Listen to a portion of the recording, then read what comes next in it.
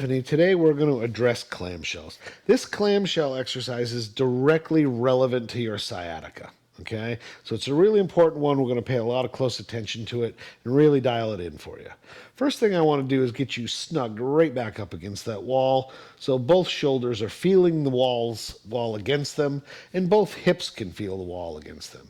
And we're going to bring that chin to throat back into place so that the head is also in contact with the wall. That back of the head touching the wall.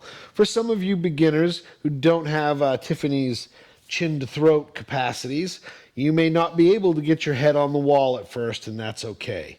Because if you've got a hip issue or some sciatica, low back pain, this is a very valuable exercise, and I don't want you to not do it because your chin to throat isn't perfect, but you do need to fix your chin to throat, okay?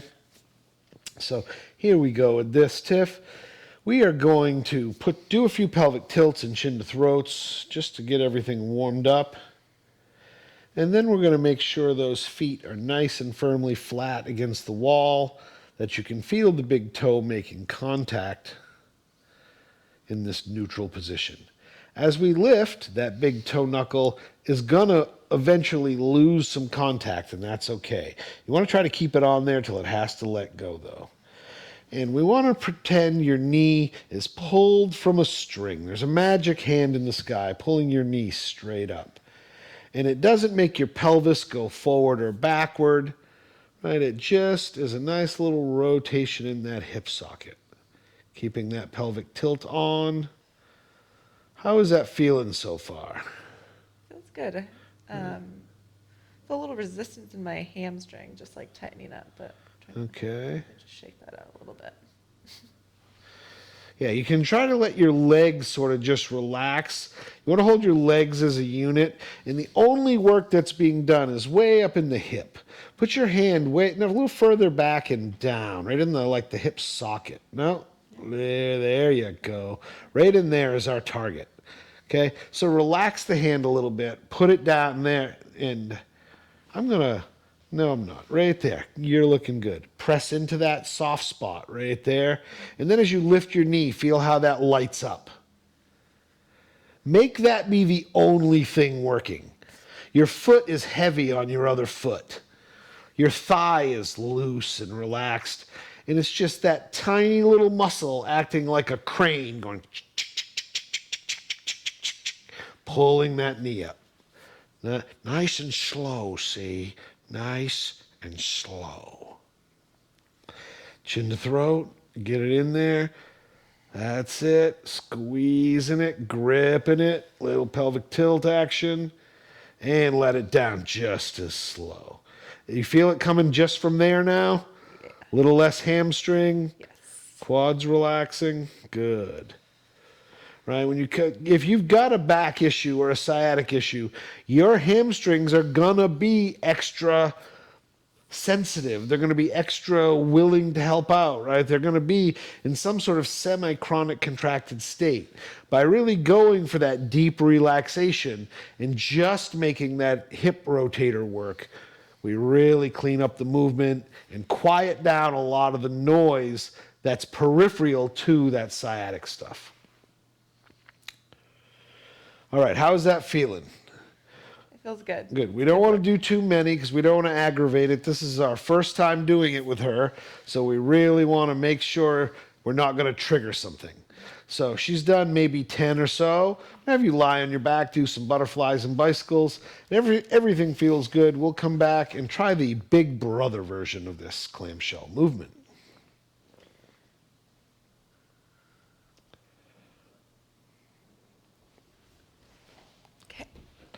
All right, tucking it up against the wall. As you do get better and you can control everything well, we do move you off the wall and let you do this in free space.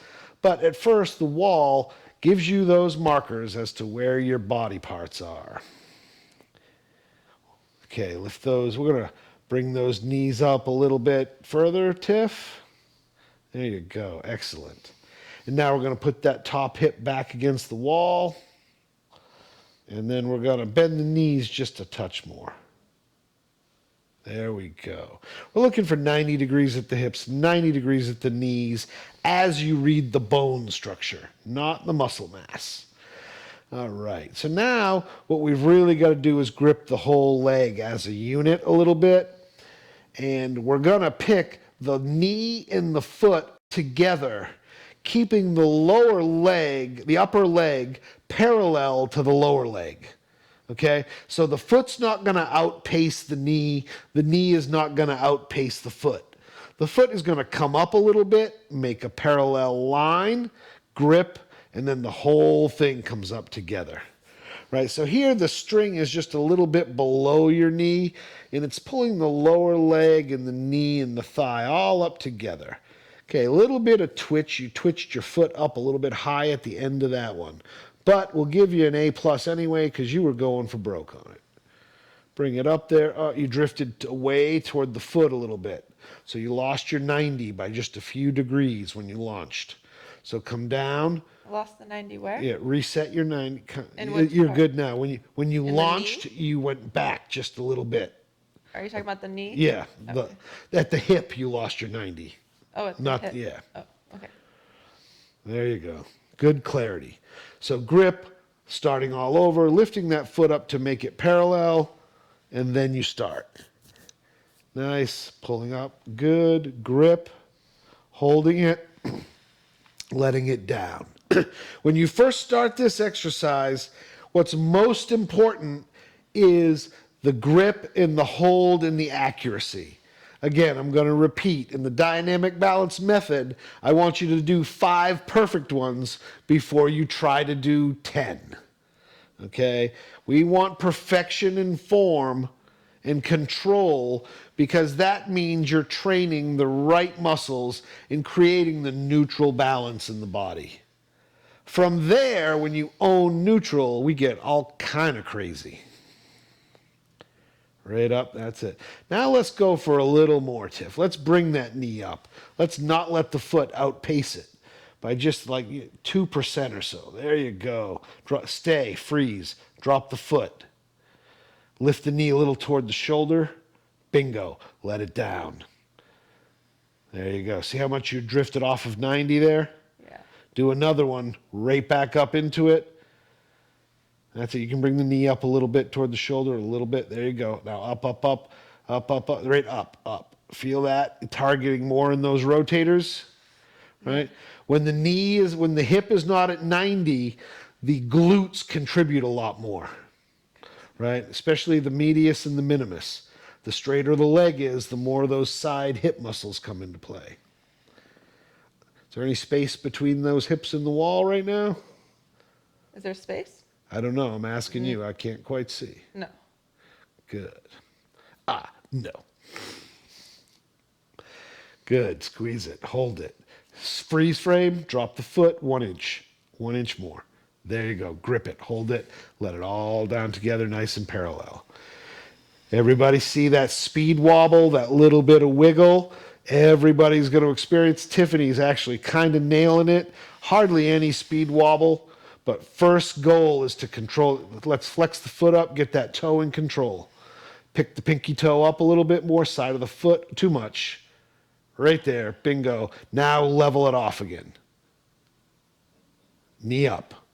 Knee, there you go, bingo. Right? That is a hard connection to make there, folks. Very hard connection to make. Tiffany's a pro. Brittany's a pro. You see them in our videos. Do it nice and cleanly. Stop. Freeze frame. Drop the foot. Pick up the pinky toes without twisting. There you go. Lift the knee. Lift the knee a little. Get it level. Now go. You got it. Right? Just these few reps, right? That is mentally exhausting. When you first learn these exercises anew, it's a head game more than a muscle game. Right? Once you get the control, then we can start really hammering on the muscle. All right, that's some excellent work there, Tiffany. Greatly appreciated. Any comments, anything you're feeling, anything you want to share with folks that might give them a little clarity? Just coming from, this is my sciatica leg, and that last rep was when I started to feel some nerve pain, so that's when I need to stop personally. So just a note for other people. Stop when it starts that. Don't go beyond that. I've done these exercises and kept going beyond the nerve pain, and that just aggravates things, and then you're in pain later. So just keep pushing and work up to that. Yeah. Yeah. All right. And given that you started to tweak a little bit, let's get some butterflies and bicycles going and clean that system up.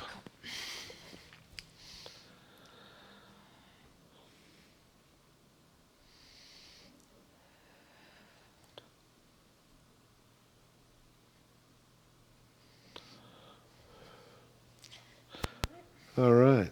Had to bite my tongue on noting my brilliance and intuitively stopping right on the right rep. All right, so that's clamshells.